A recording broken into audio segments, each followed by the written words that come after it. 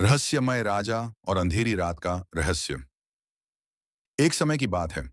धरती पर विक्रमपुर बेलाड़ नामक एक समृद्ध राज्य था, जहां राजा विक्रमादित्य बाण शासन करते थे।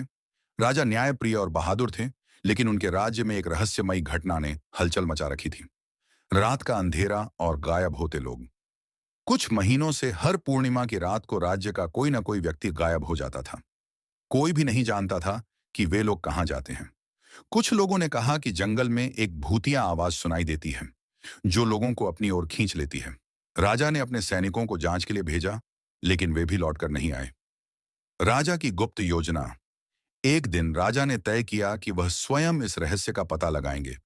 पूर्णिमा की रात को उन्होंने साधारण किसान का भेष धारण किया और जंगल के किनारे बैठ गए। आधी रात को अचानक एक रहस्यमयी स्त्री की आवाज गूंजी, जो कोई भी मेरी पुकार सुन लेता है, वह मेरा हो जाता है। राजा ने देखा कि एक सफेद वस्त्र पहनी हुई एक युवती पेड़ों के पीछे से निकलकर उनकी ओर बढ़ रही थी। उसकी आंखों में एक अजीब सा जादू था। राजा ने अपनी तलवार तैयार रखी, लेकिन तभी युवती ने कहा, तुम्हारी हिम्मत की प्रशंसा करती हूं, राजा विक्रमादित्य, लेकिन क्या तुम सच जानने का साहस रखते हो?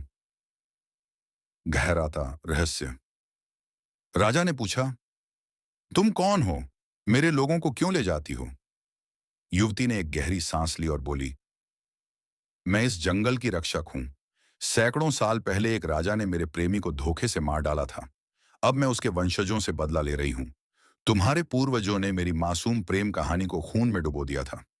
राजा हैरान रह गए। क्या सच में उनके पूर्वजों ने ऐसा किया था? युवती ने आगे कहा, लेकिन तुम अलग हो। तुमने आज तक किसी का बुरा नहीं किया। अगर तुम मेरी एक शर्त मानो, तो मैं इस श्राप को खत्म कर दूंगी। शर्त क्या थी? क्या राजा ने उसे मान लिया? कहानी यहां रोकी जाती है। अगर आप चाहें तो मैं अगला भाग लिखूं, जहां राजा एक असंभव सी शर्त पूरी करने जंगल के अंधेरे में खो जाता है। उत्सुकता बनाए रखने के लिए, क्या वह युवती सच में भूत थी या कोई और रहस्य था? राजा को कौन सी शर्त पूरी करनी थी? क्या राज्य के गायब हुए लोग जीवित मिलेंगे? अगर आप चाहें तो कहानी का अगला भाग लिख सकता हूं।